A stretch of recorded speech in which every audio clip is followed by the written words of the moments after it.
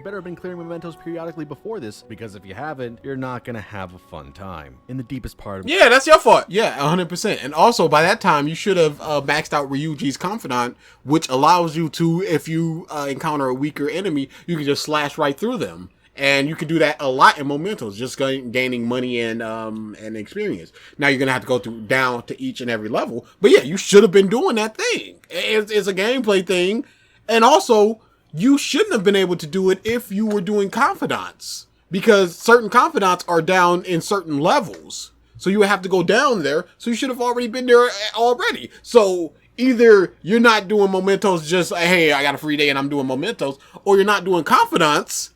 In which case, you're not playing the game. On top of that, why aren't you talking about it's a good thing that they were able to flip Mementos into being a story-relevant thing? Yes. No, because he doesn't like Mementos, and he showed that already. that all the packed subway trains they've seen throughout the dungeon lead here, and that after a doorway they can't come back from, there are people desperately trying to go deeper, down to where all the bright red pipes in the dungeon converge. Shortly after the entrance, we come across a room that looks like a prison, filled with thousands of shadows, all happy about being locked up and asking Thousands, you don't know it's join thousands. them. While attempting to understand what the deal with this place is, they are That looks approached like and attacked by a prison guard, who tells them that being outside of the cells is not allowed. Moving forward deeper into the dungeon, we get to see the final puzzle of Persona 5, the floor tile color puzzles. These puzzles are very simplistic, but at least require some amount of thinking as opposed to the usual puzzles the game throws at the player, requiring nothing more than walking forward, pressing each switch button or... You need to see what hole is active and then go through that and then deactivate another one and activate another one to go through. It's a lever as you come across them. My biggest complaint about them is how much they vary in quality. The puzzles in the start of the game are teaching the player about the mechanics, so they're understandably really simple. And here they slowly ramp up difficulty as you progress through the dungeon. But near the end, the very last puzzles are just incredibly simple. They decide to just take a step back, often requiring you just to walk in a straight line. Similar to the bank's ATM puzzles, where right near the end of the dungeon they stop increasing the difficulty and are sometimes discarded entirely. This is a pattern in Persona 5, and I'm not sure why it's done this way. If you're going to start ramping up the difficulty, why do you suddenly, as soon as it requires two brain cells, to immediately go, whoa, we don't want you to do too much thinking there, and then just make... First off, I don't know exactly if that was the last puzzle in that one because she's been very disingenuous. And second, who's to say that a certain thing that is difficult for some person is not difficult, is easy for somebody else. Yeah. Maybe you just found this particular one easy. That's just like with DSP. He'll figure out things that are really complicated very easily, and then he'll miss the most simple puzzle in the world. Yeah, no, you can't just say that this is easy. Now, you found it easy. Not everybody. Yeah, people can find this puzzle hard, whereas the big old ones are the easier ones. And again, I don't know if this is the last one because he is a disingenuous piece of garbage. It's straight lines. It's kind of insulting. Is that how low you think of your player base? Do you think they're drooling morons that can't solve these puzzles? Boy, I think that's one of the first ones. And if it's not one of the first ones, that's one of the ones where it's just like, you can't solve this one if you don't have this particular thing. But once you get the thing, it becomes easy. But if you don't have the thing, you're going to be sitting in like 5 minutes like, why can't I get this? Why isn't this working? And then once you get the thing, it becomes easy. But again, I don't know because Cvit. And don't want to make puzzles with any sort of difficulty. The aesthetic of this palace is super cool. Everything looks clean and polished, but also is put together in such a random way, fitting the idea that this place is made up of the combination of thoughts of every... But it all looks very samey, and that was your problem with all the palaces and the hallways and everything looks the same.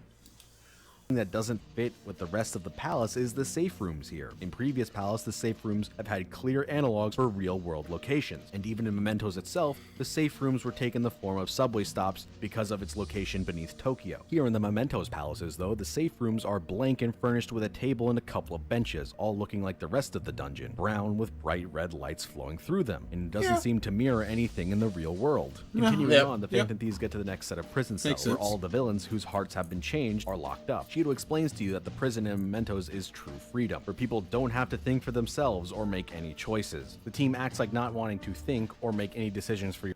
a terrible thing, and Makoto specifically remarks that having the freedom to not make your own decisions only means that someone else is controlling you. This is a great line and a perfect setup for some introspection, but no one realizes or comments on when they change people's hearts, they are removing their ability to choose and choosing for them. The Phantom Thieves have been the ones controlling others the entire time. That makes not sense. just the bad guys they've been fighting. Even if the people whose hearts they change are doing bad things, when they take matters into their own hands, they are forcing them to confess and become different people, making the choice to turn themselves Except for in the for two them. people that we so when have Makoto makes definitive statements where about how they it's such a were changed bad thing to have themselves. others choose for you, she doesn't have any self-awareness that they've been Okay, here's the thing. She says having the freedom. Those people did have the freedom to change, and they didn't. Yeah. So now we're forcing it. We're forcing the issue now. You're making the world worse, and we have a way to stop that, and we will.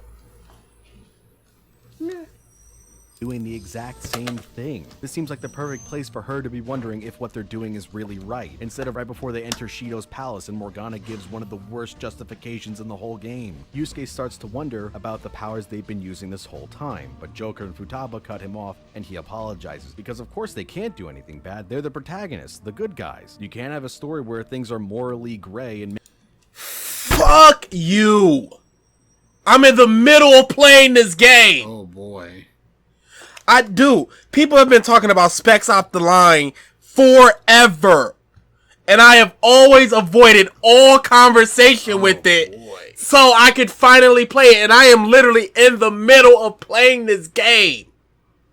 This is so random as well. And I also don't remember if he said he was going to, if he said this was going to be one of the things he spoiled. If so, that's just my own fault. And it couldn't be helped because I'm doing this video. Mm-hmm. Which, again, would not be a problem with you. It would be a problem with me. I personally don't remember if he did. I think he did. I think it was this and Metal Gear Solid 4. I'm loading it up. Yeah. YouTube Red, boy. No, I have YouTube Red, but we don't have YouTube Red on our channel. Which one? On, let's do this. Yeah. Ooh, he did. You did not have Spec Ops The Line on there! He 100% ain't have Screw you, dude! Dude, what are you doing? Oh, that makes me so angry! Years I avoided all conversation on this thing! Man. make the player think about what they're doing, because that would actually become a deep narrative and ask the player to come to their own conclusions, what they see is justifiable or not. This isn't even... Can they still do that without the game telling them that that's what they should be thinking about? Even dramatic irony or setting up something for a later event. I think that the writers really believe that the Phantom Thieves are somehow different from the bad guys controlling others, and that they they're are genuinely right here. In the middle of this discussion, once again they are spotted by a prison guard and driven away, continuing their quest to move deeper into the dungeon. After some more floor puzzles, we get to the third set of cells, and the special quarantine cell is here too. Morgana remembers that he was born in the quarantine cell and was created to guide the Phantom Thieves, but he can't remember much else. After standing around and talking for a while, they are approached by guards and have to battle their way out for the third fucking time. You would think that after the second time that they got caught by guards because they were standing still in front of the jail cells that they would learn not to do that. But I guess at this point the Phantom Thieves have used up... Hey, Morgana is making a revelation. I was born here. What okay, that's mean? cool. Oh, that's cool. Let's just keep running. Let's move. Walk and talk.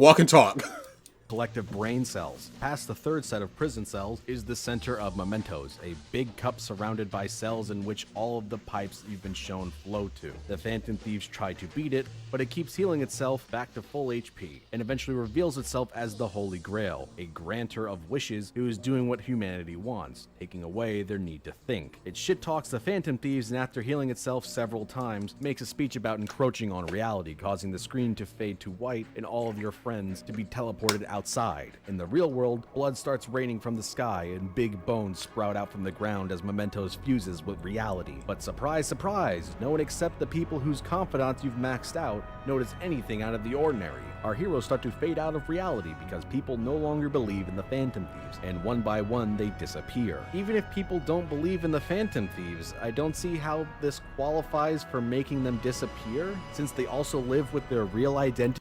It's the cognition of the Phantom Thieves. You said it's fusing, so In palaces, the Phantom Thieves, when they're seen as threats, they change it to their outfits. So it's the cognition of the Phantom Thieves by the collective public to go, oh, they don't exist, so they're fading out of existence. Now, if they were actually just in the real world, this wouldn't make sense. But it's fusing the two things. So Yeah.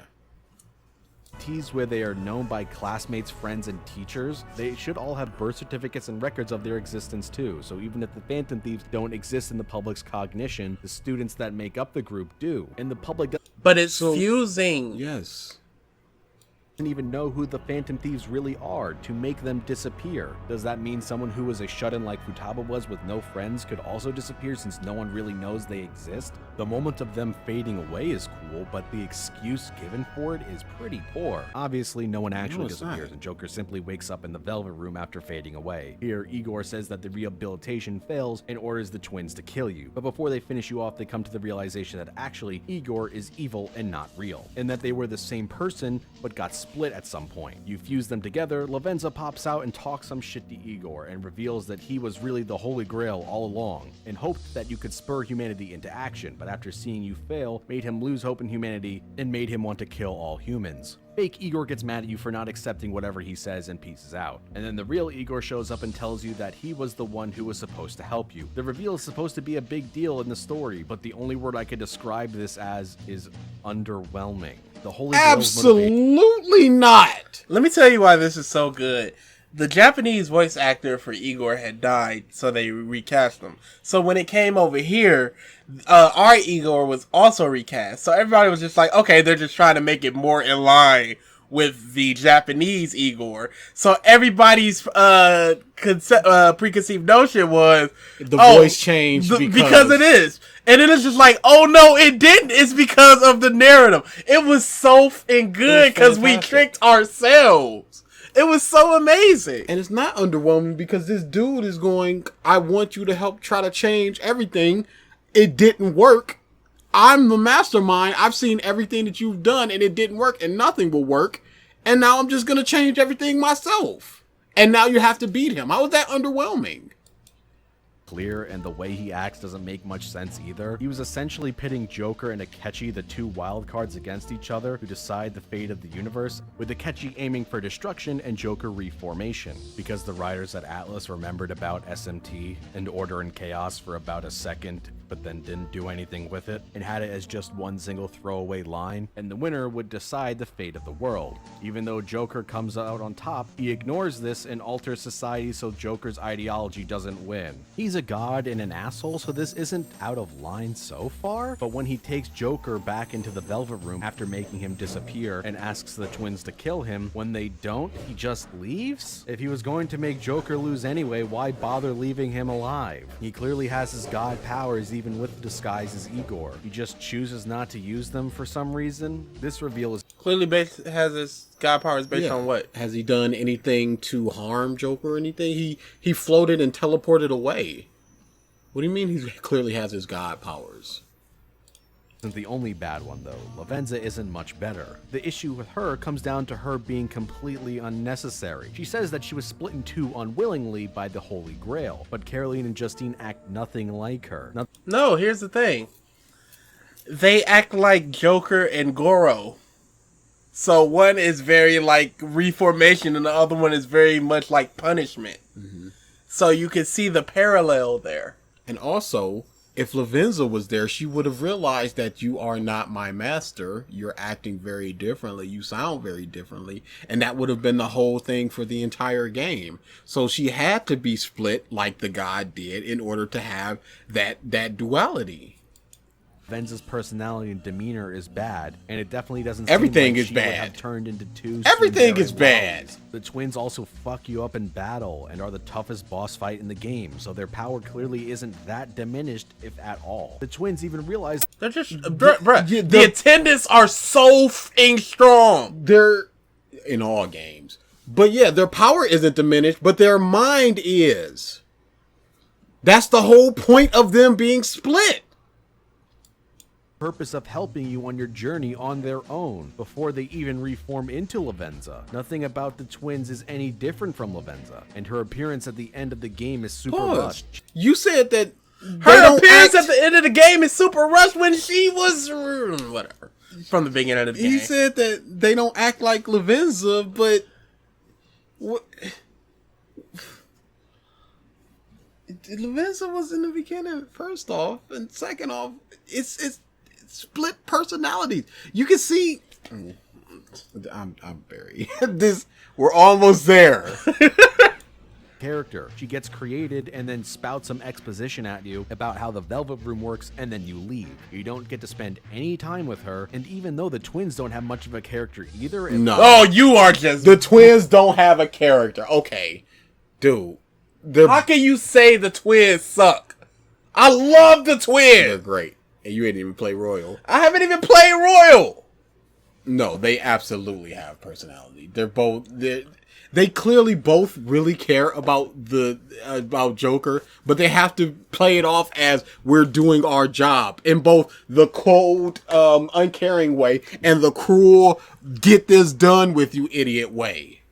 At least you had some time to grow attached to them. Lavenza becomes a character and the game ends in less than 2 hours. But yeah, I think Lavenza could have had more, and not to bring Royal into this, but they did rectify it in Royal in several ways. Okay. Yeah. So yeah, especially there was this throughout the game, you can go on little adventures with the twins. You go like the amusement park and Big Bang Burger Aquarium, things like that.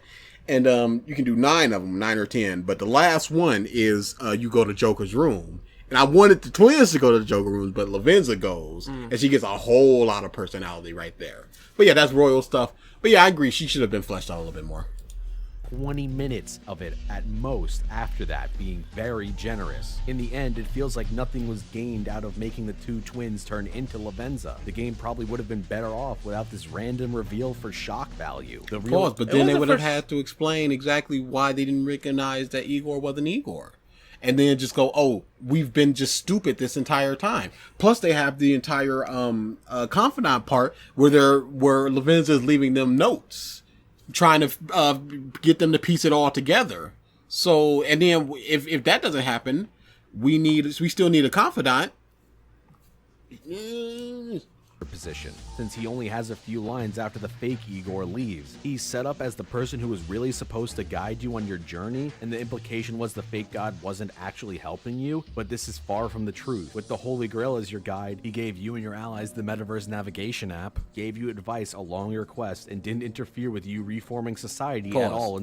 Advice. Okay, what advice? Can you give us any examples? But anyway, I think I remember Igor saying some really weird things. He did. But most of the stuff you just wake up in the Velvet Room and he goes, so I see that you took care of Madarame, and then you can either say yes or no, or it's all just it doesn't matter. But anyway, he doesn't have too many lines because they wanted to honor the deceased Japanese VA, so they only use reused lines. So that's why this is the meta thing. But the end result was the same if the real Igor had been guiding you. The only difference now is that you have to fight one final boss, the true form of the Holy Grail. The real Igor is supposed to be better somehow, but he's barely a character, and the full Arcana is barely a character in this game. Yeah, we have 2 other games with him. And he's barely a character in them, honestly. It's more the attendants, which is like this game. With the fake version of him anyways, so the real one is entirely redundant. After these 2 reveals are done, you go around gathering your friends who are in the back hallways of the Velvet Room. Oh, I love it! It was a really good scene, but he doesn't like it. He's about to say it's bad because it gets repetitive, because they each just spout their motivation and then they join anyway. And Lavenza, and bring Morgana out to drop some more exposition. This time about how Morgana was made from the last remnants of mankind's hope to guide the trickster through the Holy Grail's game. And then you're off for a rematch against the Big Cup. Nothing. Outside, the game refuses to end and instead forces you to go through one more dungeon-like gauntlet, climbing through the 4 areas on your way up to the Holy Grail, each area guarded by an archangel. And with each one you defeat, the masses start to come to their senses more and more. After this needless waste of time, you get to the same... Shut up! So now the bosses and the personas that you encounter, they don't matter. Angels guarding a god doesn't matter. That's not a point towards this. And defeating them, lowering people's perception of what's happening, and finally getting back to their senses. I guess does that not just matter. doesn't matter here because you just decide that it doesn't. Yeah, that's what it is. You just decide that stuff is bad, it doesn't matter, and it's a waste of time. Who are you to arbiter of people having fun and enjoying this and not feeling like their time was wasted? Not feeling bored or repetitive. Waste of time, you get to the same room that was at the center of Mementos. But this time, the fake Igor is standing there and turns into the big cup, talking about how he was made from humanity's wishes, and they have no right to destroy him. This boss fight goes back to the game's roots of making it so the big cup can't be beaten until you send someone to cut off the supply of human will. But after you do this, it's not a hard boss fight. When you beat the big cup, it transforms into a building-sized, vaguely humanoid metallic mecha thing, with several arms that attack you with the deadly sins of each palace, even though every palace owner up until this point has pretty much been just greed. And the fight with the god that always No, Kamashido was lust. As Madarame was pride. Yep. Kanashiro, that's probably greed.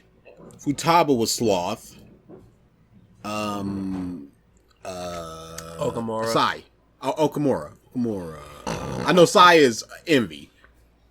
What's left? Gluttony. Okay, maybe not Kanashiro, let's change him to gluttony. Mm-hmm. And Okumura is pride. I don't know all greed. I don't know all the 7 deadly sins. I don't either. I'm not check the wiki. I'm sure I'm either right or I've got a couple wrong or I'm completely off. But yeah, what's Sai greedy about?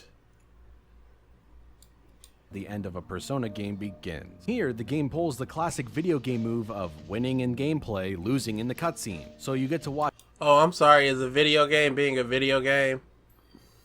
But if you couldn't beat him, he would complain about it being you can't beat him until the cutscene starts. Or they give you a reason. The game decides you can beat him. That would be the exact reason to complain if not for this. There's no winning. There's no right answer. As even though you whooped the god's ass, he still knocks you all down. It's only really acceptable because the scene following it is really hype, as the world's recognition of the Phantom Thieves goes from 0 to 100 with the help of your confidants, allowing Joker to summon Satanael and shoot a massive bullet into the head of the god Yabba Dabba Doo and win the fight. When you win, the world goes back to normal and Morgana fades away, telling you to never stop working together against darkness. But if you paid attention to the last 2 times that a main character seemingly died in order to save everybody, you probably know what's coming next. Kids, he made me experience high tide! Oh!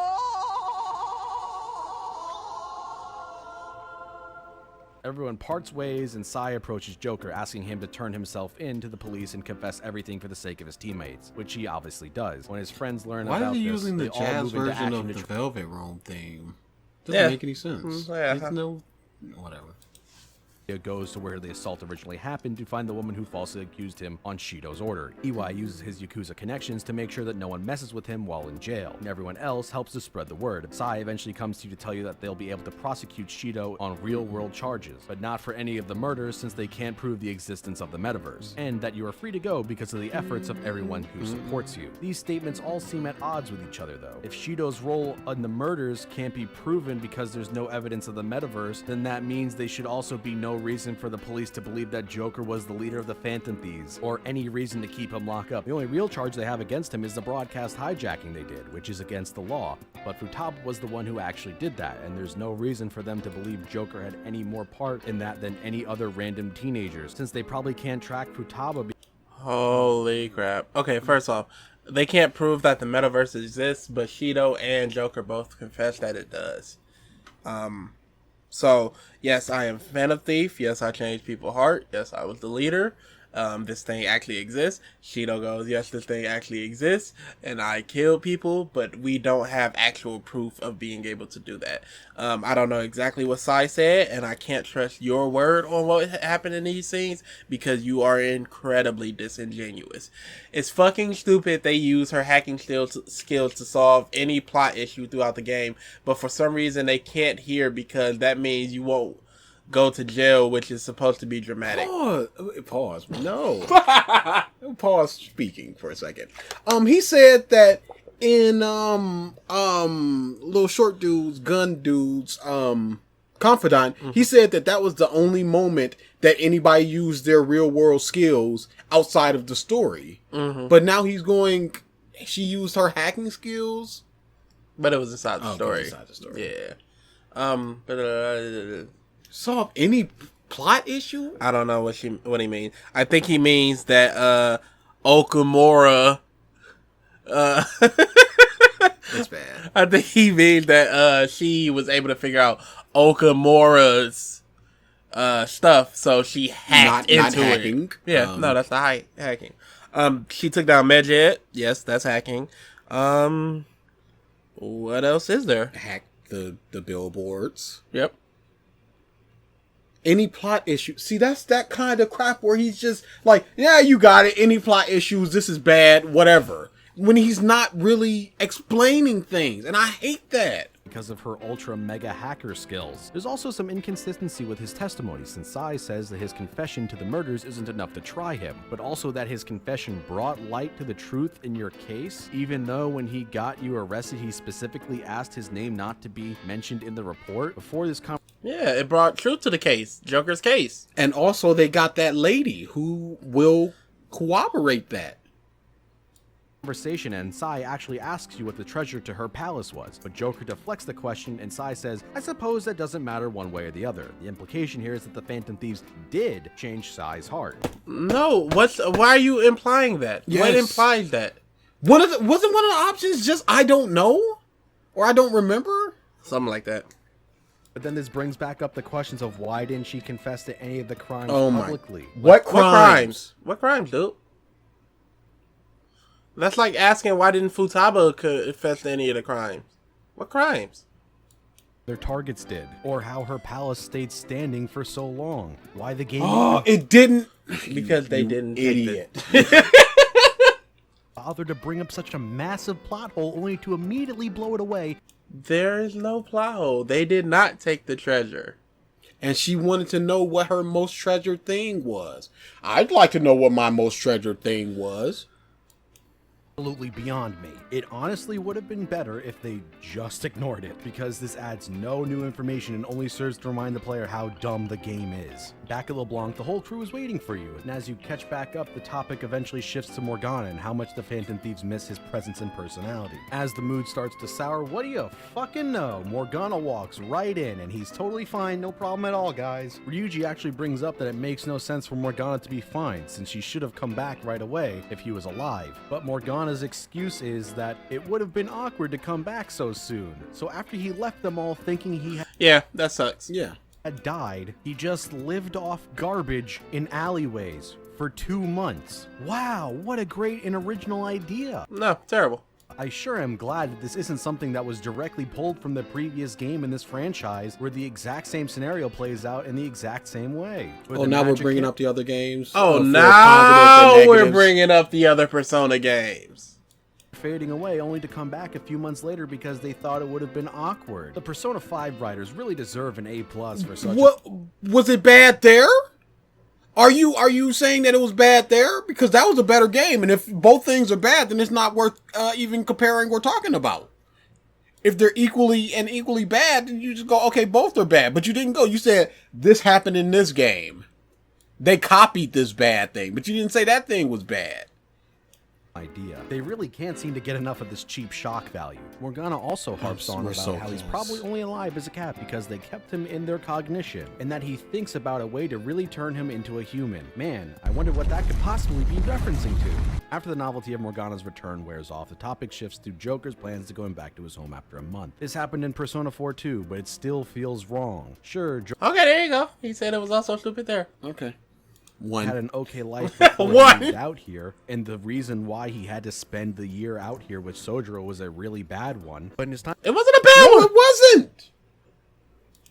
and Milquetoast, a believes existent, bumbling, inoffensive dickhead into a lion-hearted, transcendent, angelic, ever-died debonair, created 20 blood O, started dating several girls, gained reality-altering superpowers and the ability to change and save the entire world, summoned a 200-story demon, shot a god in the head. Meanwhile, his parents and friends back home didn't call or text him a single time. When he stayed in a town, We don't know that. We didn't see that. The Phantom Thief scandal that swept the entire nation, died and went to jail for 2 months. And the only people who actually care about Joker are here, and there is not even a reason given to why he wants to go back home. It's just a thing that happens. The meta reason why no one ever contacted you is because the game can't have a self-insert character and parents that aren't your own, because people can't apparently No. We didn't see that, and it's not important. What's important to say, hey son, how you doing? Get a little text by that. I don't care. And as for going home, this is a temporary living space. He's in an attic. He can't stay there forever. They have parents that aren't theirs. The last thing we see are the characters on a road trip as they prepare to enjoy their last moments together before Joker abandons them for no reason, allowing us to see that entirely different teams worked on the main story events, confidants, and the NPCs, which probably helps explain so much of the disconnect felt between all these areas. Yeah, sure. The confidant team is also the longest one by far, for whatever that's worth. So was your What's section. it worth? So was your section. 100%. So- But what's it worth? You're just bringing it up. There are 20 different confidants that they need to deal with. I wouldn't want some friggin' 50-year-old dude telling me how a 15-year-old girl's supposed to talk and react to her mother blackmailing people and stuff like that. So of course there's going to be more story people. The main Music. story and the no confidants music, are everything okay. the game has to offer, but there's one last thing about the game I want to talk about, and that's the morals it has and the confusing way the game tries to preach to the player constantly while also Preach to the player Constantly, 100% of the time. undermining itself. In an interview about the game, the director Katsura Hashino said that when he thinks of a game's story, he doesn't want the player to just think he had fun upon clearing it, but Conversely, when we think of the story, we don't want the player to just have fun. Oh, I think he's going to read this. that he acquired some sort of wisdom and something that he could use in the future. He expands on this idea by saying that adding this element to the game will actually increase its entertainment value, and that he tries to insist on creating that experience. He also directed Persona 3 and 4, and in those games, this message to the player is conveyed through the game's themes in a very clear way. Namely, Persona 3 is about inevitability of death and the passage of time, and Persona 4 is about accepting yourself no matter what it may look like and staying true to yourself. Meanwhile, Persona 5's message is that everyone needs to stand up to injustices and not allow themselves or people around them to become complacent. But the main characters only ever achieve these things by using magic. The previous two games Pause. Same thing with Persona 4. You go there and fight their literal shadow, and then they accept themselves. That's the sequence of events. I don't remember too much of P3. had the main characters using magic to confront these ideas, but they were deeply personal issues that can be abstracted into real-world scenarios. Wow. Dude! Wow. Are you serious? Did you honestly just twist that so much that it's not even the same thing that you're talking about? Thing happens here. Thing happens also here. Goes against theme. Goes against theme. Oh, but this is good because freaking mental gymnastics out this world. Are you serious? We're almost done.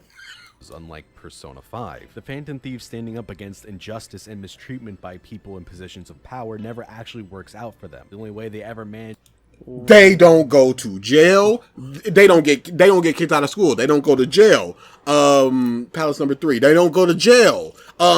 Japanese economy doesn't go away, and the little girl doesn't kill herself. Palace number 5. Okamura. Okamura. Haru doesn't get sold away, and her workers stop getting mistreated, and the super corrupt dude does not rule all of Japan. That it doesn't work out for them at all. anything done is by using magic, or Futaba's incredibly broad. Wait, To get anything done is by using magic, or Futaba's incredible. That sounds like Persona 4. No, but contextually, whatever he said. Legit. How do they solve the murders? How did the murders happen?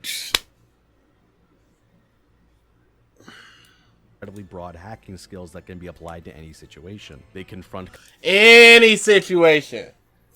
Hey, we need a candy bar. Hack into it and Cheetah about his treatment of the students and get told that they're now going to be expelled for standing up to him. The only reason they don't get expelled is because they magically change his heart. hey, the only reason people didn't get murdered in Persona 4 is because they went into the TV and saved them. Yes. The only reason why the mystery was solved was because of Naoto. The only way to get Naoto on your team is to go inside the TV and change her. Confront Madarame about his treatment of Yusuke, and then they get told they're going to be sued, so they use magic to change his heart. They confront Kaneshiro about the way he... We know this! You really gonna run through everyone? And did you see how I just went? They could have went to prison. They could have went to prison. Boom, boom, boom. I just listed them off. I didn't go, oh, here is the sequence of events around this. Exploit students for money, and they have their families threatened, so they fix the situation by magic once again. If any other student had acted like the way the Phantom Thieves did, would have been fucked for life and would have been expelled, sued, or killed. The game doesn't present any realistic way for how these situations could have been dealt with, and it ends up being nothing more than a hollow message. Obviously, most people understand that staying... If most students were thrown into the TV, they would have died.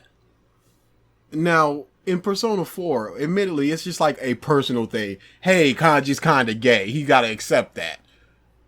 But it's not like world-changing things there. There's no direct negative thing that happens if Kanji's just like, I'm not gay at all, and he doesn't go on the TV, and nothing happens there.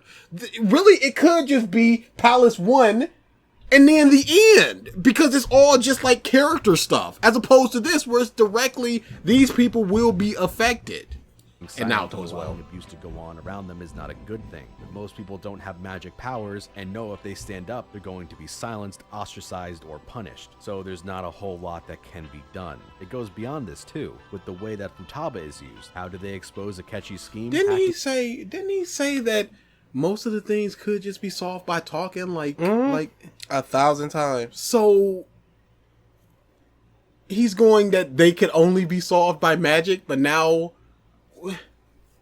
he wants everything the way he wants it. His phone. How do they learn about the mental shutdowns are connected to one person? Hacking Sai's computer. How do they get the message out that Shido is actually behind the killings? Hacking every broadcast in all of Japan. At the end of the game, when everyone is turned into sheeple who can't see the world ending around them, that gets fixed by magic too. It's just virtue signaling. There's no actionable... Virtue signaling? We're almost done. A lesson that can be learned from the game. No way to relate to this story, at least no not way to relate to the story. If somebody is threatening you or doing something bad to you, solve it in the best way that you possibly can. If that is magic and press button and change, then do that. If that is talking, as you said constantly, then do that. If that is talking and they change their heart like Mishima and Sai, then do that. But do what you can to change. Events pan out. These empty statements and actions only exist to make the player feel good without any examination, and are present all around the game too. Not just in the main narrative, like we touched on before while talking about the confidants, the game makes changing someone's heart to be the end of any problem, and no attention is paid to their victims at all. You fix the abuser, and that's it. Problem solved. Pause. You change an... For the main palaces, we directly see the victims in our parties. An, Ryuji, Makoto, we see how it's affecting them constantly. They bring up Kaneshiro and Kamoshida and everybody a lot. Friend in Chihiya's story, and the girlfriend is totally fine. Kana has to live with her parents who have used her to make porn for their own profits for her entire life, but it's fine because you changed their hearts. Yes, uncle and we've not seen anything that suggests that they go back. Their heart was changed. brought up again once you change his heart, even though he nearly killed her. Miwa was almost killed because Oyamada's pride, but you changed him so it's fine too. Persona No, he's probably gonna go to jail. And also, she made the medicine that cured her of her disease, so she's fine. 5 wants to tackle these dark stories, but then pays no mind to anything not directly involved with the Phantom Thieves, and even makes excuses for some of these situations. These things are supposed to be deep and real, but they end up being naive and underexplored. It can't even be explained away by this being an idealized. What is the adequate amount of exploration for you? I don't know what he wants here. What are we supposed to go? Are we supposed to visit Kamoshida in prison or something? I understand we don't get what's her name anymore, but we do get her in An's arc, and that it's a nice closure for her character. Shio, yeah, it's a nice closure for her character. But we do see the ramifications with Mishima and everybody that affected Kamoshida. It happens. It's there. You just choose not to see it. Why did Haru attack old dude in the boat? Because he insulted her dad. A direct conflict.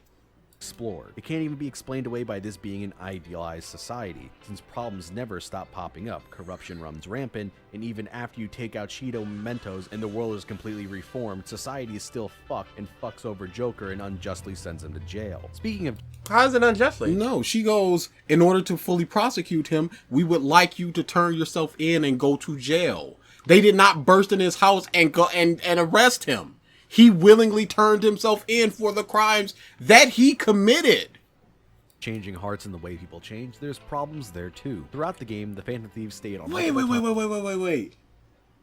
I remember. He said that Joker doesn't really have a reason to be in prison without Shido. But in the beginning of the game, Sai lists off your crimes. Extortion, blah, blah, blah, this, and this. She lists out a bunch of crimes. But I guess whatever. Claims that they are acting on the behalf of justice, and that if they kill people, they would be no better than the bad guy they're fighting. Whenever a bad guy says that they're similar to the Phantom Thieves, they reject that too, and say again that they're good and just, unlike every person they target. Because you control the good guys, it's taken for granted that they're right in all situations, and that they really are different, but their actions don't really reflect that. Much like Kamoshida abusing his status as an Olympic gold medalist and a teacher to manipulate his students into doing whatever he wants, the Phantom Thieves also abuse their power to force others into confessing against their will. It's not an abuse of power, they're using their power. It's a difference. They're in a position of power to change these people into better people, and they use that as opposed to people manipulating somebody else to send nudes or something. It's not really the same thing, dude. Yeah. And again, these people, they try to talk to them and they're not changing. Kaneshiro, they talk to him several times and he's just a piece of he's not gonna change. Madarame, not gonna change. No. Kaneshiro, not gonna change. How do you change Kaneshiro? These people are not gonna change. They had their opportunity to change and they didn't. They go into their mind and see that they are truly corrupt and evil. And what do you do with that? Do you hop out and go, hey, could you please stop that? Or do you press button and change them? As the right thing to do. They're never satisfied. It is the right thing to do. There's no other way to go about it. How do you get Madarame arrested? Yeah. With just taking care of their own. And they could not get Kaneshiro. They tried years. They could not get Kaneshiro.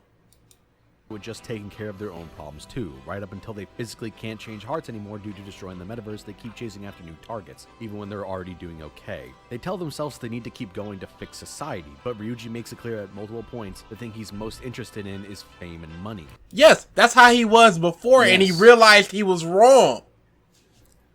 And it directly hurts. What's up? Most interested in. I thought I could do anything if it was for justice, but that make me no different from our targets. He realizes what you're saying. What you're complaining about is exactly what Ryuji realizes. He realizes he can't do anything just for justice. And money, but no other team member reprimands him for his behavior or thought process except for one option in the convenience store during the fireworks display, and even then no other party member comments on it, even if you select I'm pretty that sure one. they do. Even if the others aren't explicitly fueled by the lead, they're at least okay with it to some extent, because if they weren't, then why aren't they speaking out against Ryuji? What's the point of speaking out against them? They're still changing people's heart and doing what they think is right. His idea still is in line with what they want anyway. As opposed to him going, we gotta go after, like with Mishima, this person's personally attacking me and bullying me. You guys have to go after him. Yeah, it's change heart, get famous. Change heart, improve society. Now, I can understand if it was a super powerful person that was just kind of like, oh, he jaywalked, let's change his heart. Yeah. And so we could be famous. Like, I can see that. But these people are abusing workers, selling off their daughters, blackmailing people, sexual abuse, sexual harassment, potential rape. Like, for acting out of character and out of line with their ideals, and it's as if Ryuji is saying what everyone else is thinking. When they change someone's heart, they're taking advantage of them and making a choice for them. And even if you... They had their chance for the choice. Yeah, no.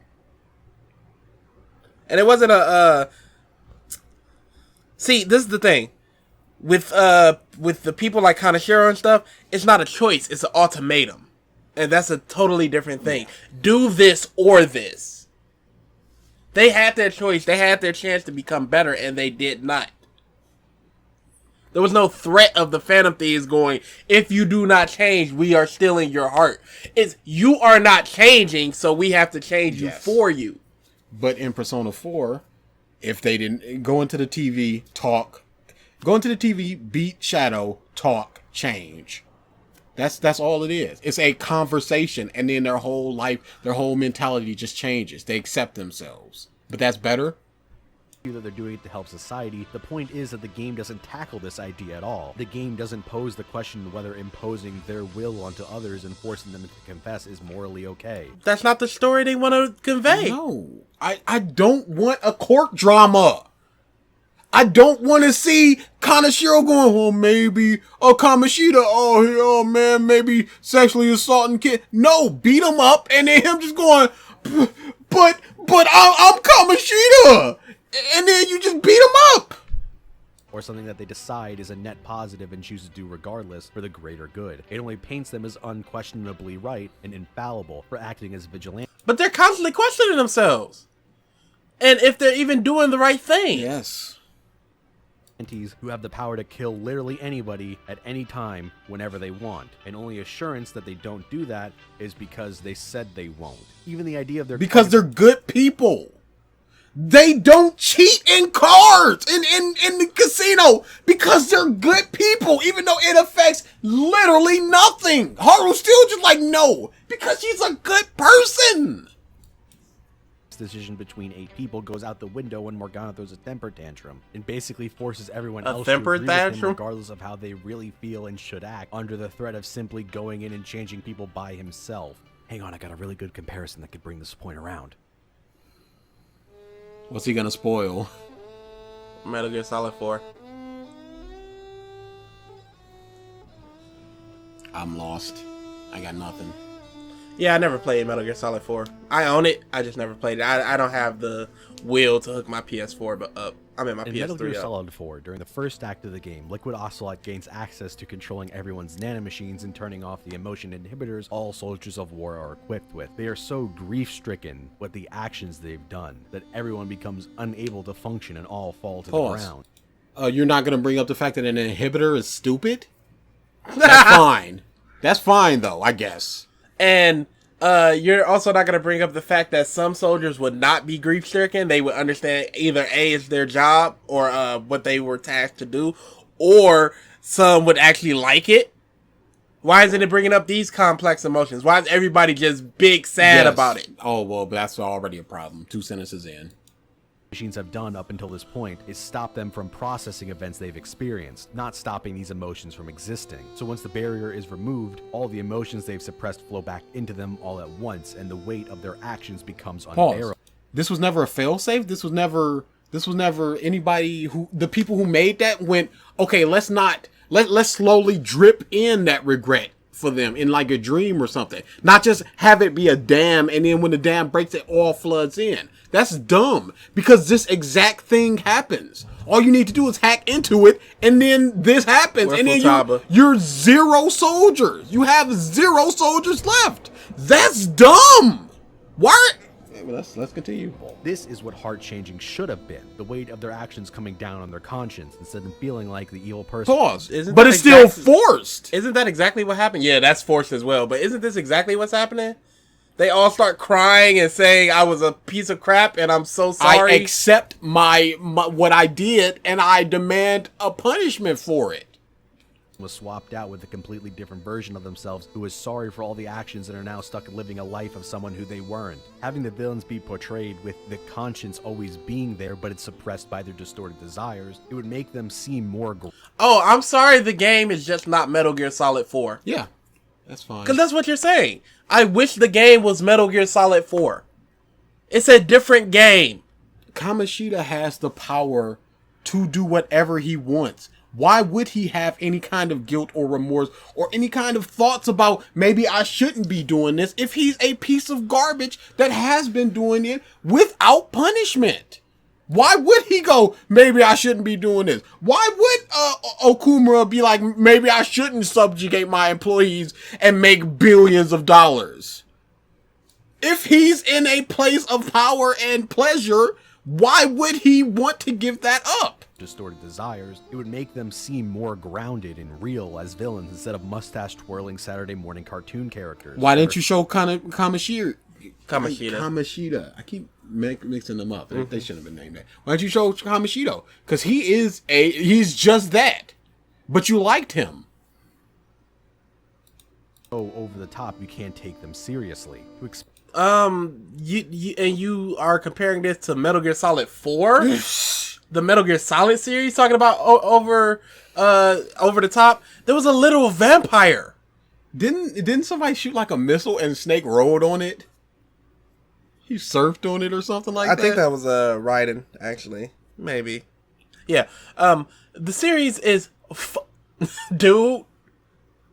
They break the fourth wall constantly. You gotta plug your controller into another port. Over the top? Psycho Mantis? Dude, what are you... close.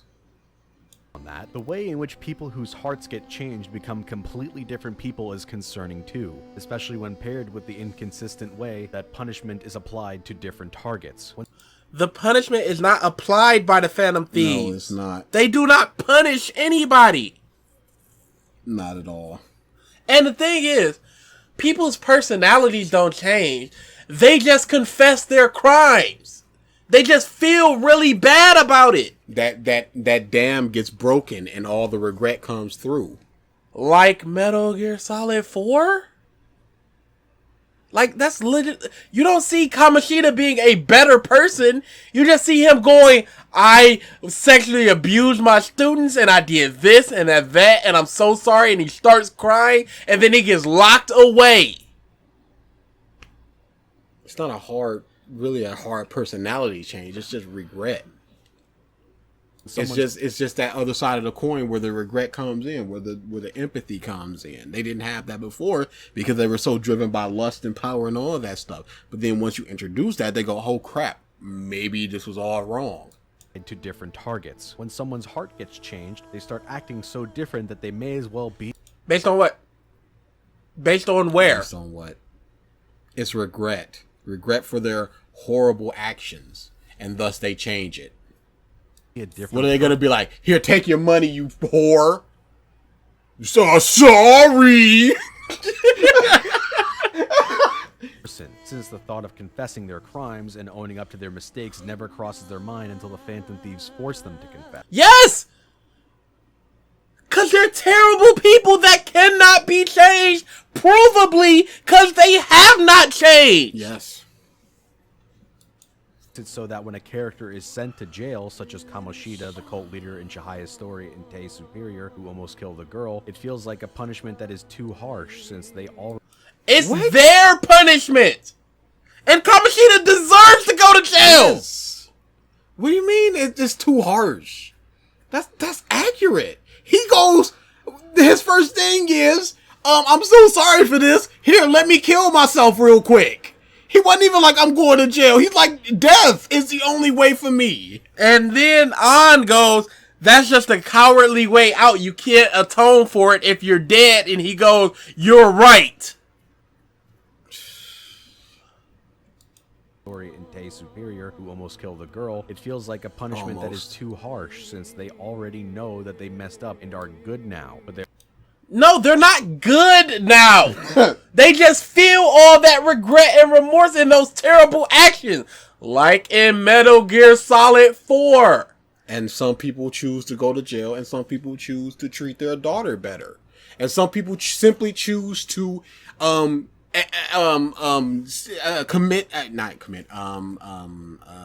their crimes. What is the word I'm thinking of? They say their crimes. Confess. Man, why can't I think of confess? They confess their crimes, and then what happens to them happens. If it's a crime worthy of jail, they go to jail. They accept that. But some people go, I'm turning myself in, but some people just go, I'm going on the news and going, hey, here's everything that I did. Now what? they're still forced to pay for the crimes that they committed when they were entirely different people. When their heart... Yes! Why wouldn't they? Oh, I'm a different person now, so that shouldn't matter. All those terrible things that I did, that was past me, so it doesn't matter now. Hashtag cancel culture. Why'd you point to Satsuki Kiryuin? Form of the good people, so it doesn't even make sense to send them to jail, because jail is supposed to be a punishment given out by society with the ultimate goal of teaching people that they were wrong and rehabilitating them so they could go back and being a productive member of society. Okay, and then you also bring up this other thing, but it's also a punishment for a crime. You turn yourself in and go, I'm remorseful, so I don't have to go to jail. No, it's a punishment for a crime, as well as protecting the general public from people who think they're way too dangerous to be freely in society. But again, all the evil within them has been magicked away forever, so that doesn't make any sense either. Okay, do they know this, and do the police know this? Yes. No and no. Jail is not just reformation. It's not, because if that's the case, why do people get life? Whether or not that is how it's actually used in practice in real life is a completely different topic entirely, though. But after repenting, they still serve time. This is only made worse by the inconsistencies, since Kana's parents get to keep custody of her and go free after the terrible things they did to her. Fumi's mom... Yep, they should have went to jail. ...gets to go free after blackmailing tons of people, and Sai never even confessed. Dude... How is it You've shown that you can pause and add stuff. You edited this part in, and instead of going, let me cut this part in, let me just write it on screen. The people, and Sai never even confesses to anything she did to get results and win in court. Like what? Like what? What did she do? Do you have any tangible proof of this? Of the bad things she's done? Or she just have a distorted personality because she's too driven? Is that her crime? Oh, okay then. Some people who get to change are now good enough to stay out of jail, and others still go to jail anyways, seemingly at random, which only plays... Why is the second in command of the Yakuza let go? Yes! Why? Yes. Why? You said you liked that story. Why is he let go? That's a very good question. Maybe he didn't commit to his crimes. Maybe he's just like, okay, I'm still going to be in the Yakuza, but I'm going to run it better. Which only plays more into the consequences of their actions and whether the Phantom Thieves are morally justified in acting as vigilantes. When it comes to... Why? They're not punishing people. They're letting people decide what their punishment is going to be. Maybe it's just taking better care of somebody. Maybe it's confessing their crimes to the police and going to jail. Whatever you feel like it is, that you know yourself better than anybody, so you decide your punishment. He looks so silly. in the broad daylight. They're always depicted as morally perfect in stories, so the viewer can root for She's Superman, always Batman, looking to Spider-Man, back. or even Those the people Phantom cannot Thieves. fight. But they're a group Hold on. I'm sorry. I spoke over all of that because I'm so enamored in The Dark Knight Rises. comes the vigilantes. They're always depicted as morally perfect in stories, so the viewer can What? root. And you show Batman for this? Really? People always just go, he's a psychopath. And he does morally questionable things at all times. Yes. One of the first things in the Daredevil movie was him pushing somebody in front of a train. Man, Spider-Man, or even the Phantom Thieves. But they're a group of Is Superman a vigilante? Yeah, he's acting outside of the law. I guess, but that's not Technically. that's not like what I would consider to be a vigilante. Hey, or- you want to know something morally questionable that Spider-Man did? He basically killed the world that would have had his daughter in it so he could save his aunt. He made a deal with the literal devil. Morally questionable, huh? That's whatever a spider can. You know what Superman did that was morally questionable? The Kryptonians came to Earth, and this is not in Man of Steel. This is in a comic. The Kryptonians came to Earth, killed a lot of people. He hoped they would reform themselves. They didn't, and he said, well, I guess I just have to end them. Morally questionable. It's fine. We're so close. We're so close. And Batman, there's not even a point to bring it up. the best track record when it comes to keeping calm and thinking carefully about their actions and consequences. Yeah, they're a bunch of 15 to 17-year-old. Maybe they're not calm thinking and thinking about their actions at all time. Sorry, adult. Even when their actions backfire and they find out that they were really only furthering society's decline by destroying palaces, they never stop to think about what they're doing, and then the game paints them as And then they fix everything by beating up the guy who's directly at fault for everything.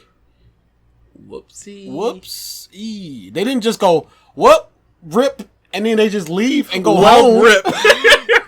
They go into the next room and change everything.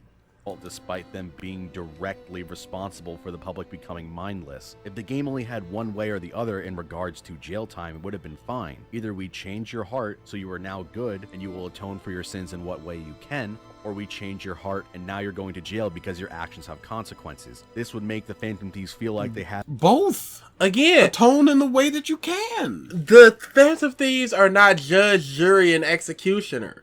They cannot decide your punishment. They open the door and then whatever you decide to do happens. cohesive motive and ideal instead of flip-flopping without the game wanting to take a stance on anything. Moving away from changing hearts, the way that Akechi's character is handled is also very questionable. Despite No, not saying he was questionable, literally trash. only using Shido and acting on his own will, the game repeatedly tries to paint Akechi as good, with every character making excuses for him and No, hold on. They do not try to paint him as good, Yeah, they don't. They try to paint him as sympathetic. sympathetic, and a victim. Not good. That's not the same thing. He did a good act at the end, but that's not good. in the right place, even if they don't forgive him. Akechi makes awful choices every chance he gets, though, all the way until he dies, and doesn't seem worthy of this effort at all. What If the awful Phantom choices? No need to pause. He's had okay. Akechi's flaws, and the fact that he was a mass murderer but decided to give him a second chance regardless would be one. He's not a mass murderer. He's a serial killer. There's a difference. Mass murder means he murdered a lot of people in one setting. Serial killer means he murdered a lot of people at different points in time. Do you think Cvit cares?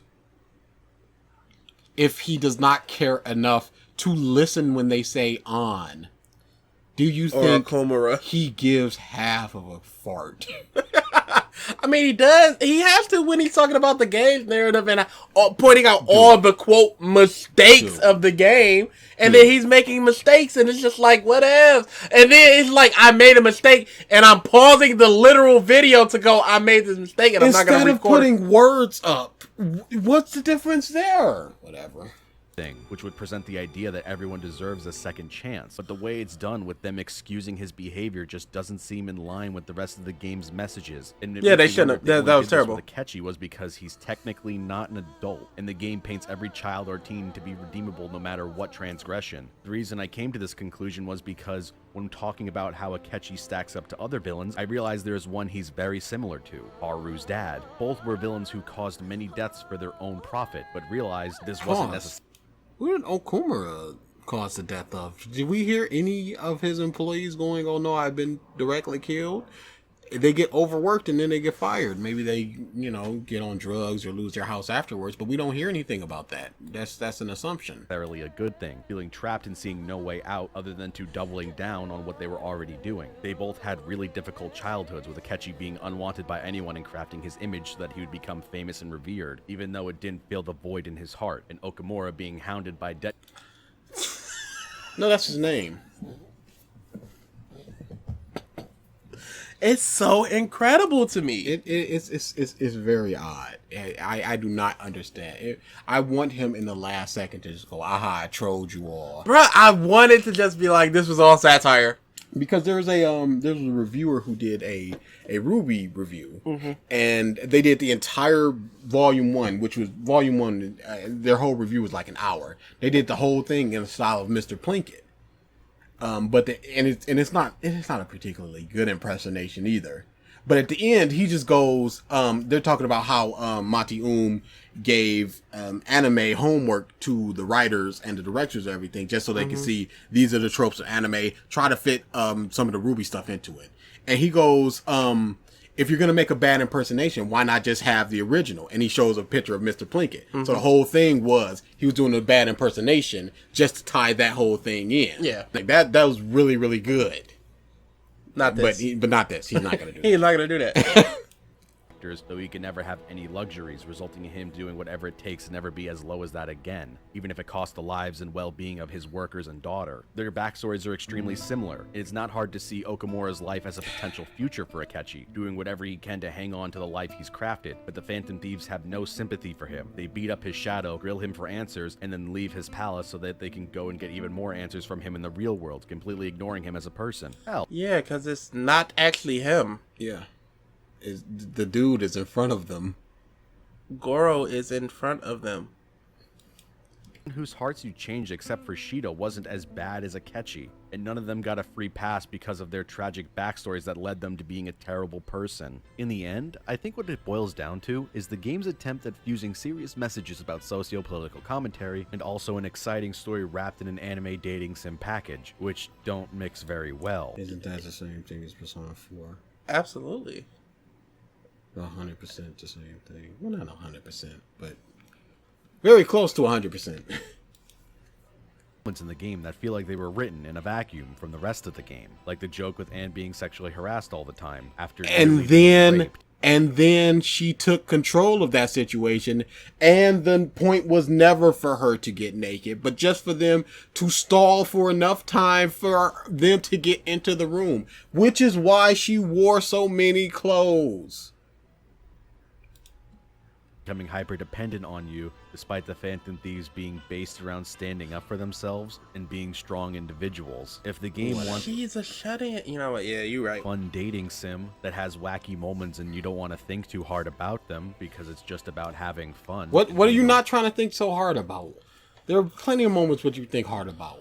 What give examples. I know you've given examples before, but in this moment, I would like an example of something that you're not supposed to think too hard about. Also, Persona 4.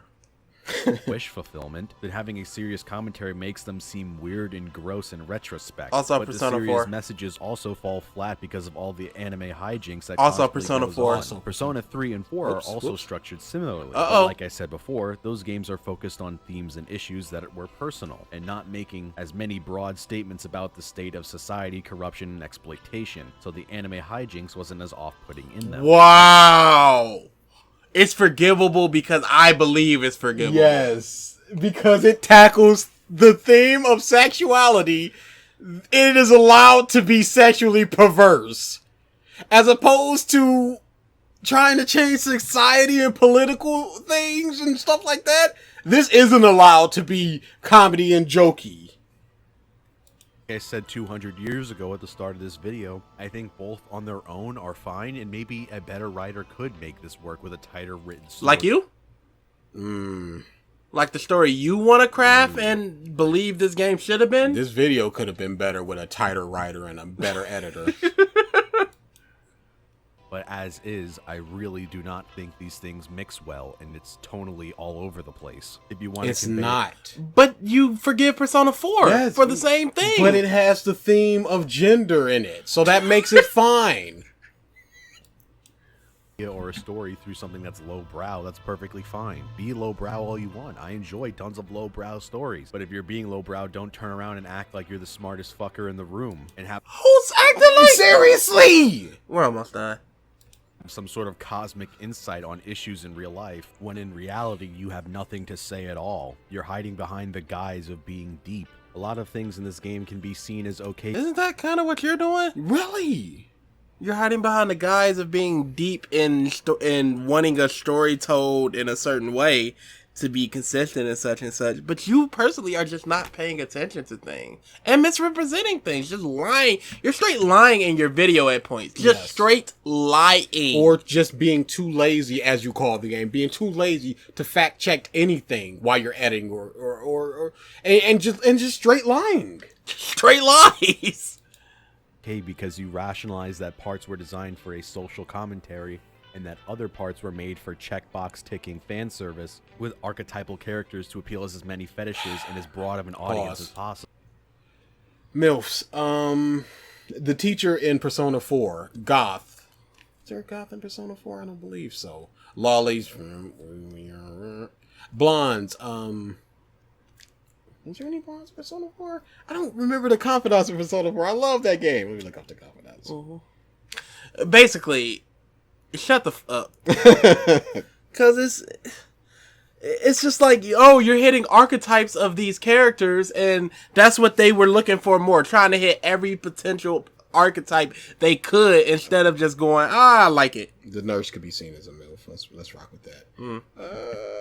Give me a second. Don't play yet. Quick. Oh my god. I need this. Here's pictures. That's good.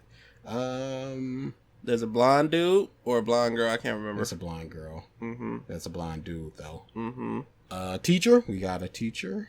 Yep. MILF. Smart girl. I see the MILF. Mm-hmm. Smart girl. Naoto Shirogane. Shy girl. Look at the sun. She was a shy girl. Nice girl. We'll take your pick. Yukiko. Yeah, let's rock with Yukiko. Oh, I forgot there was a mom. There's an actual mom in Persona 4. I forgot. And any other archetype I forgot. Very good. Oh, we can see Marie as a goth. She's got that very look. Maybe not goth. There's another word for them that I don't remember. But yeah, no, this is all Persona 4. Yeah. Who's the goth in this? Tai. Yeah, okay, yep. But you can't make the excuse for the game subverting its own narrative because video games, when the game itself doesn't make that distinction. It's not okay Kawakami becomes your slave when you finish her She's S-Link. not your slave. You changed her life definitively. You asking for favors, and she has the right to accept or deny, but she chooses not to deny because she feels like she owes you. Also video games. Just because you understand that it's a way to have extra actions during the night slot, because this is presented alongside the same game that has all of the deep commentary on society and sheeple. And What deep commentary? Oh, I never realized that they have chains on them. And that was the first image of Persona 5 with the chair and the chain. I never realized that. So you're chained to society. Okay, that's cool. That's not deep commentary. It's a bunch of people that's chained up. You call them sheeple. I would say more deeper commentary is something like Catherine. I'm not gonna go into the explanation of Catherine, but yeah, I would say that's much deeper of a. But in Persona 4, you can just go accept and conform to society's norms, slot into the hole that you're supposed to fit into, and stay there. That's the theme, and they also have the wacky hijinks. leaders and villainizes people for almost anything, from being too clingy to thinking they're important when they're not, to killing cats, to killing people, to raping students, to exploiting their children for money. If these things weren't meant to be compared, they shouldn't have been presented in the same package. Compared to what? To each other, I guess? Yeah, okay. They're all bad things. And some are worse than others. What's your point? What's your point? To be very clear, it is not a bad thing that the game tries to tackle such serious issues in modern day society, but rather the game sets up a lot of potentially interesting ideas. And unlike what some people try to say about the writers of Atlas, I don't think this game was maliciously written this way. It's just incompetently written. Who thinks this was malicious writing? Yes. And it's not, first off, it's not incompetent writing. And second off, why did you even put that in there? Day society, but rather the game sets up a lot of potentially interesting ideas but does nothing with them. Okay, so it's incompetent because it sets up a lot of potentially interesting things you personally would have found interesting, but they don't do what you wanted them to do. So what about the people that it was interesting for? They do not matter. Nobody matters but you. And the fake people that he posed. Everybody didn't do Haru. Nobody did Haru. Presenting them in the shallowest way possible. He keeps showing this one line there, but doesn't actually engage with the consequences or deeper meanings of. So we need to see these people going to jail and all this extra stuff to think about the deeper meaning and the consequences. Of them. When it tries to be serious, but it undermines itself, all of the time that was spent on real issues comes off as fake, hollow, or forced, and it brings the whole game down as a result. The game walks and talks, and everyone treats it like. Why do you like the Final Fantasy games? Because it's very much the same. Yeah. Why do you like any JRPG, honestly? This political commentary to come out in years. Pause. Who says that? They're attacking certain people, and the last person that they attack happens to be a political person.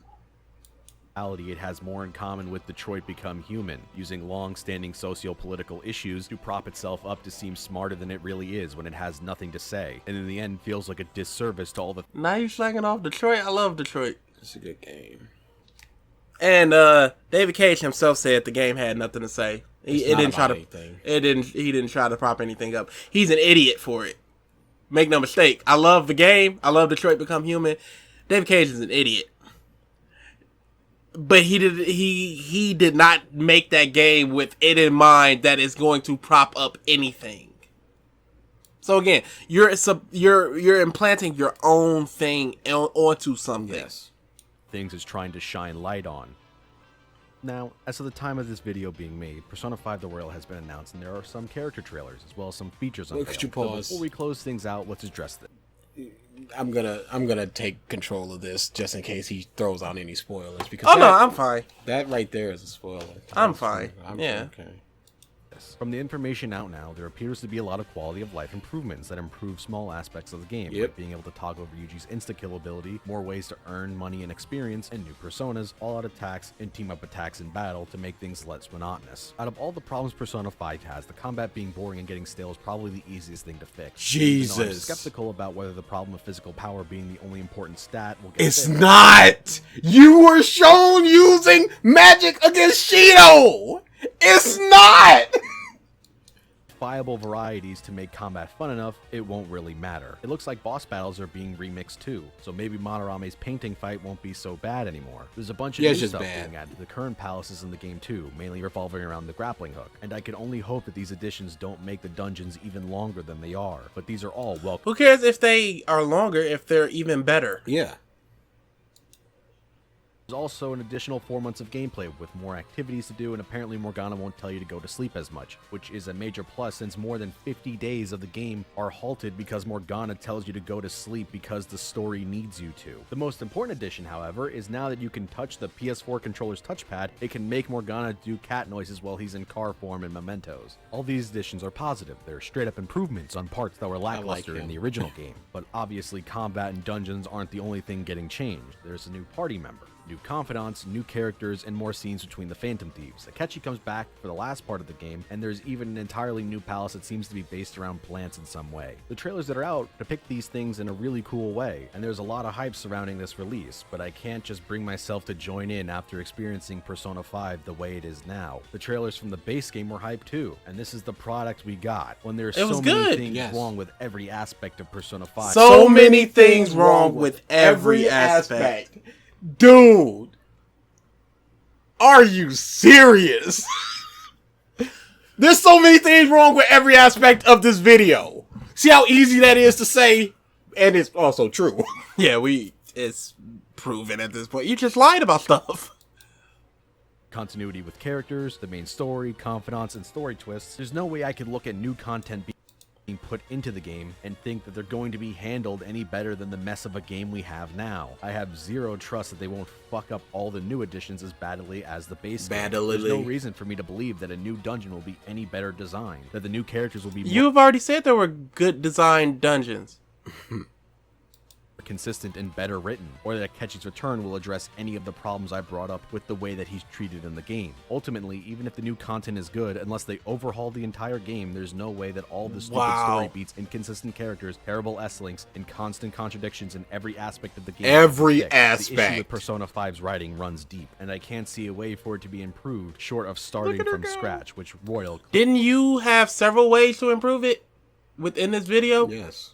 Small things. In your own way. But this is the thing.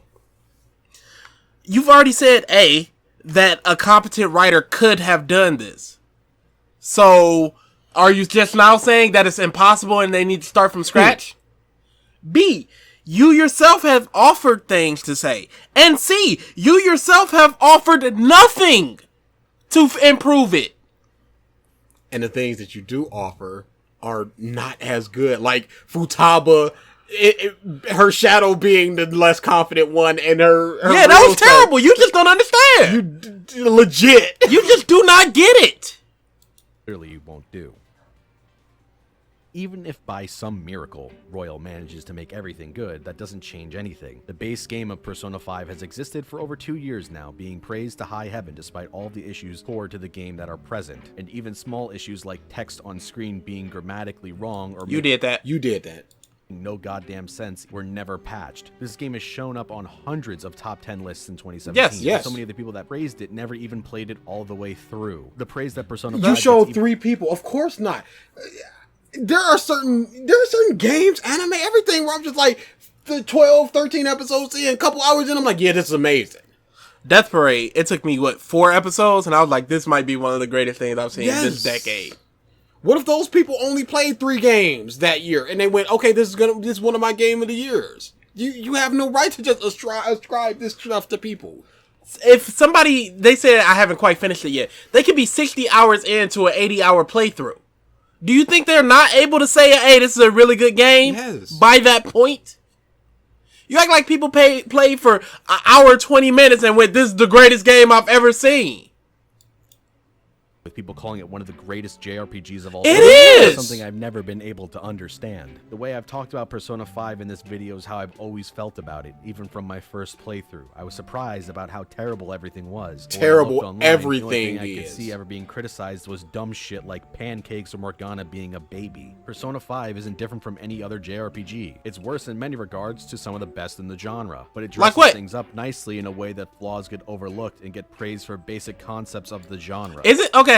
So, it polishes things up so flaws get overlooked. Isn't that what a lot of people say is a perfect thing? Because there's no such thing in the world that is without flaw.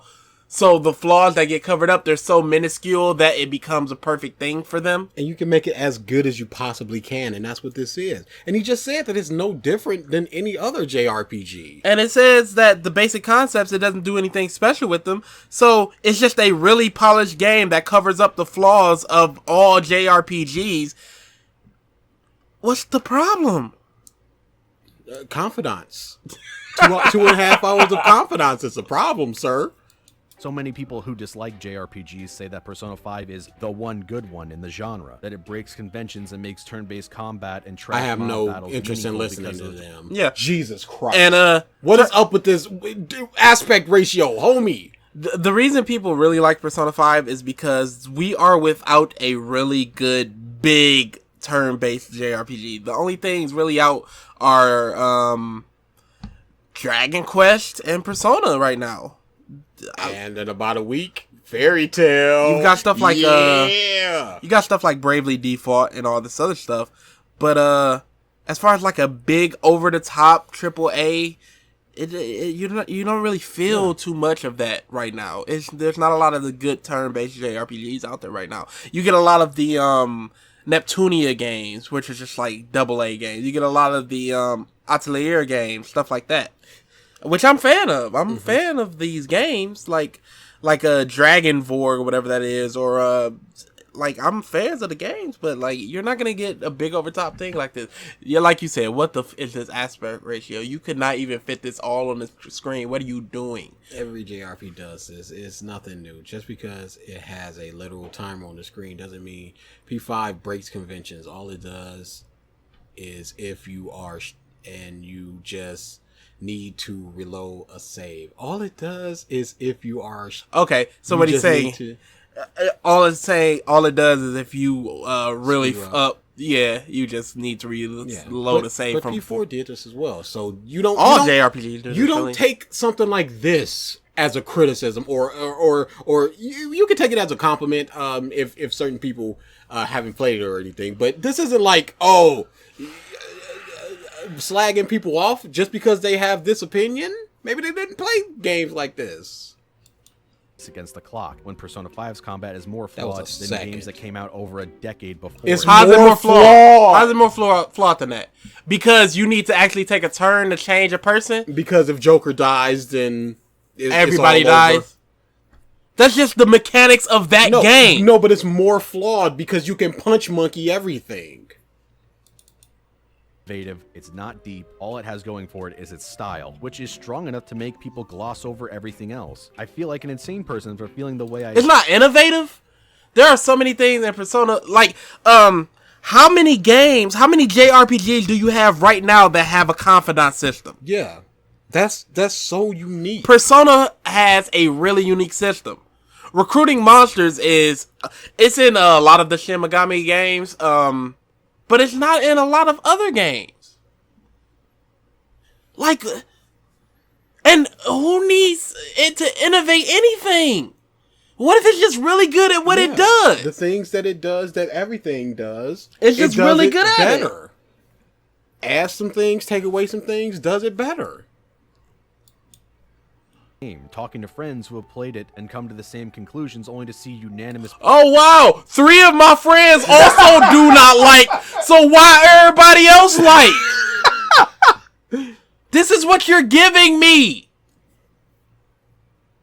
Praise for it online. There's got to be more people out there who think about this game the way I do. People who realize that Persona 5 is all style, no substance. No substance. See, I understood if you went over substance. Yes. Because it's more style than the substance it gives you. No substance? That's not even the title of your video! And you said things that you actively like in the story. And you've legit lied about things!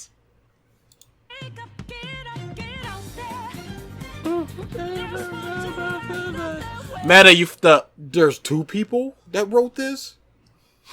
apparently. My goodness. You are both bums. How did you not rein each other in? You think if you wrote something and you went, hey, could you punch this up a little bit? I'd be like, yo, this is all crap. Yo, this is a lie right here. This is provably a lie. What you have to do in a video like this is you watch this video and go, can this be countered? Can what I'm saying right now be countered? And if it can, you add something that covers up that counter. Not by putting it up on the screen, but by saying it. And then you say, can I counter that? And you keep going until it cannot be countered. Or it can be not as easily countered. Or countered with something like, yeah, but I like Kamoshida. Yeah.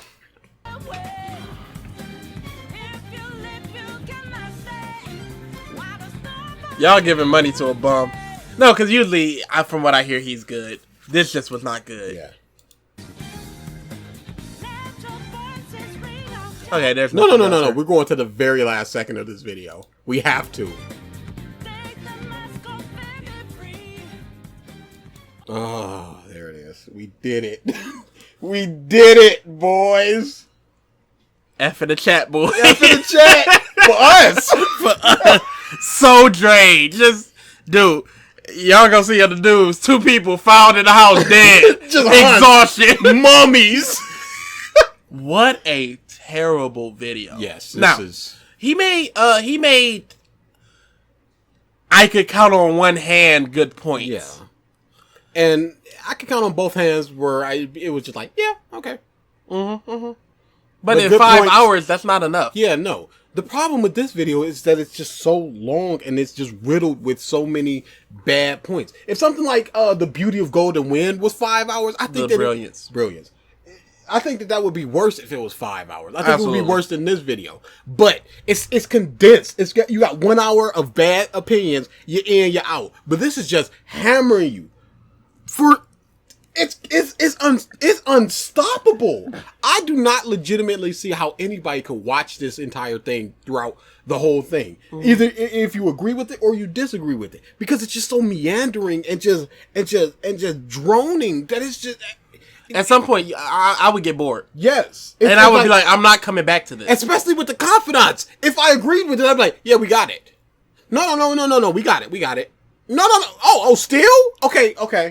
Oh, this one you like. Oh, no, we got it.